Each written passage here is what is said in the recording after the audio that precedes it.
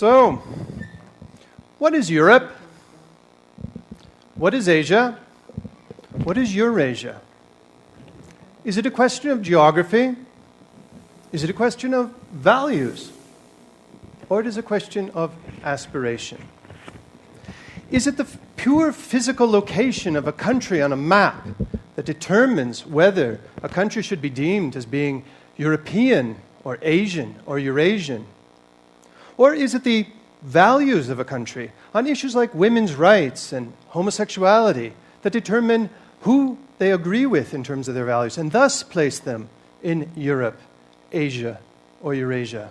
Or is it their pure aspiration? They want to be a part of Europe, so they are Europeans, or they don't. We took a look at a large handful of major international corporations to see where they put various countries that you see on this map.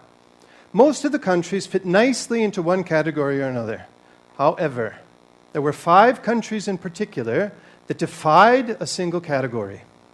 These countries include Russia, Turkey, and the 3 southern Caucasus countries of Armenia, Azerbaijan, and Georgia. In the case of Russia, for example, Eastern Europe is a category used by the Gillette Corporation. Note that among all of the companies we looked at, Gillette is the only company that still uses an Eastern European category. So the category Eastern Europe, the concept of Eastern Europe, has more or less faded away with the most recent major expansion of the European Union. A category called Eurasia is used by the Coca-Cola Company. Coca-Cola is the only company among all the companies we looked at that uses a category named Eurasia at all. A category called Europe and Asia. Actually, this is 2 categories. They're not sure where to put Russia, so they put them in both Europe and Asia, 2 separate categories. That's the Microsoft Corporation. If we look at Russia, Walt Disney puts Russia in Russia. If we look at a single category called Europe, the Middle East, and Africa, not Asia, that's the Hewlett-Packard Corporation. And if we look at a category called Europe, there we have Google, Samsung, Toyota, McDonald's, Nokia, Ford, Volvo, and Apple. So most of the corporate world put Russia in Europe. Now what about Turkey? Eastern Europe, guess who? Gillette. Europe, the Middle East, and Africa, again by Hewlett-Packard. Eurasia, again by the Coca-Cola Company. The Middle East, not in Asia or Europe, but the Middle East by Google. 2 categories, Europe on one side and the Middle East and Africa on the other by the Microsoft Corporation. Then there's Asia, not Europe, by McDonald's. And then there's Europe by Walt Disney, Samsung, Toyota, Nokia, Ford, Volvo, and Apple. So the corporate world also puts Turkey largely in Europe, even though it makes up a lot of categories in between. If we look at the 3 southern Caucasus countries of Armenia, Azerbaijan, and Georgia, logically enough, Eurovision puts all 3 of the countries in Europe.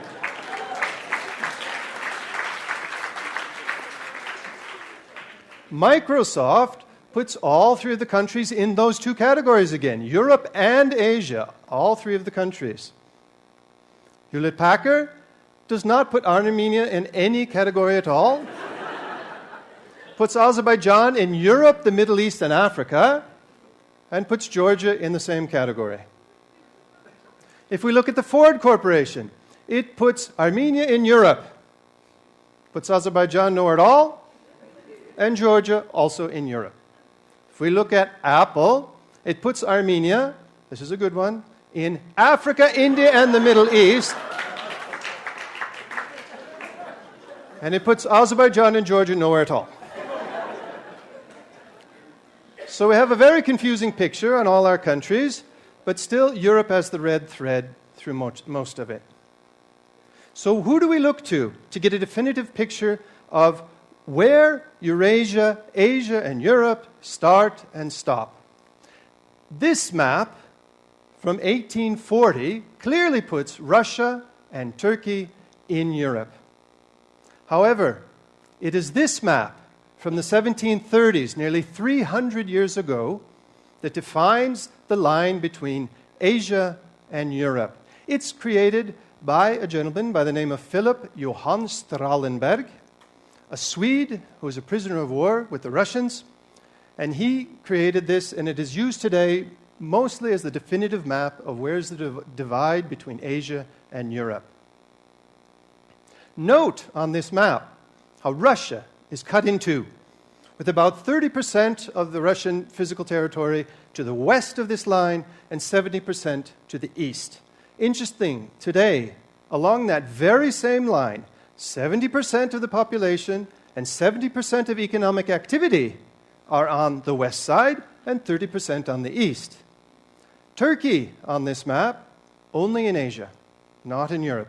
And if we look at the three Southern Caucasus countries of Georgia, Azerbaijan, and Armenia, it's cut in half. The northern half of Azerbaijan is in Europe, the southern half is in Asia. The northern half of Georgia is in Europe, the southern half in Asia, and Armenia is entirely in Asia. So, where does this take us? What is Eurasia? Eurasia is composed of two conceptual continents, Europe and Asia. Conceptual continents. This idea of conceptual continents, Europe and Asia, was created by Europeans based on a perceived difference between cultures in Europe and Asia. So what is Eurasia then? What is Eurasia? It is Thailand, Vietnam and its neighbors. It's China and its neighbors. It is India, Pakistan and their neighbors. It is Russia and their neighbors. It is East and West Europe. And it is the entire Middle East all the way down to Yemen. So guess what? Coca-Cola was right.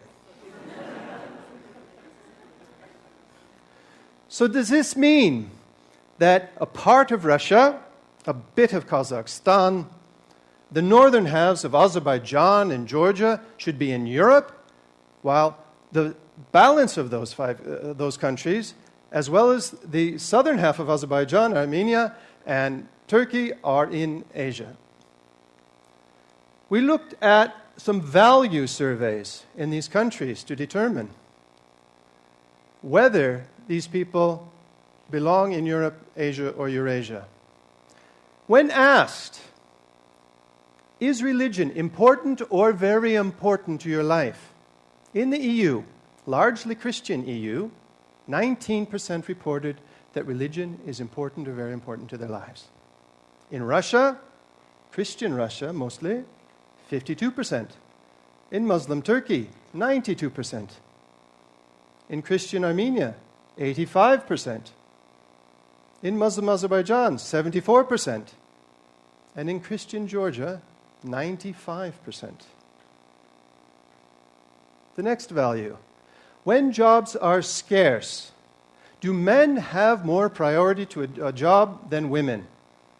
In the EU, 31% agreed. In Russia, 30%. Turkey, 53%. In Armenia, 52%. In Azerbaijan, 80%. And in Georgia, 40%. Moving on. Do women need to have children to be fulfilled as a person? In the EU, 41% said yes. 83% in Russia said yes. In Turkey, 75%. In Armenia, 81%. In Azerbaijan, 94%. And in Georgia, 82%.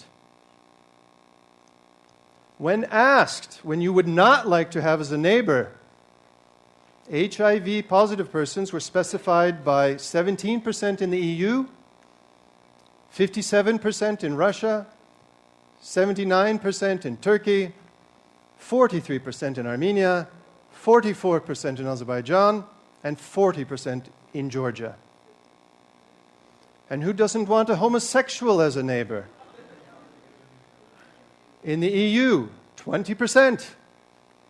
In Russia, 62%. In Turkey, 89%. In Armenia, 44%.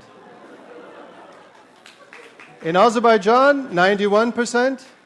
And in Georgia, 87%.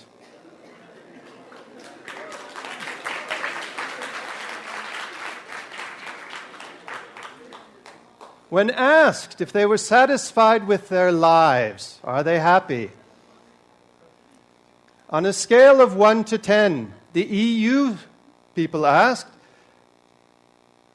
75% of EU members answered somewhere between 7 and 10 on that happiness scale, while the combined populations of our 5 target countries said 28%. So, where do we put these people? I mean, where are we going with this? When asked if, should we consider these 5 countries to be a member of the EU? Do they want to be a member of the EU? Interestingly, 24% of Russians today believe their country is a member of the European Union. 48% of Armenians believe their country is a member of the European Union. And 32% of Azerbaijanis and 18% of Georgians. So large portions of society think they're a member, which indicates some will to be a member. However, in Russia, 48% of people declare Russia is getting worse due to Western cultures and values. In Turkey, 68% of the population agreed with the statement, the West wants to divide and break Turkey like they broke the Ottoman Empire. And the combined countries of the Southern Caucasus, 55% agreed with the statement, our way of life should be protected against European influences. So where do we put our 5 countries? Clearly they're on the borderline. They're divided. The same way they were divided 300 years ago by Mr. Strollenberg. In terms of their aspiration, they want to be in Europe, but they're a little bit afraid of it. Their values put them clearly in more traditional Asia, but their geography puts them in, yes, Eurasia. Thank you very much.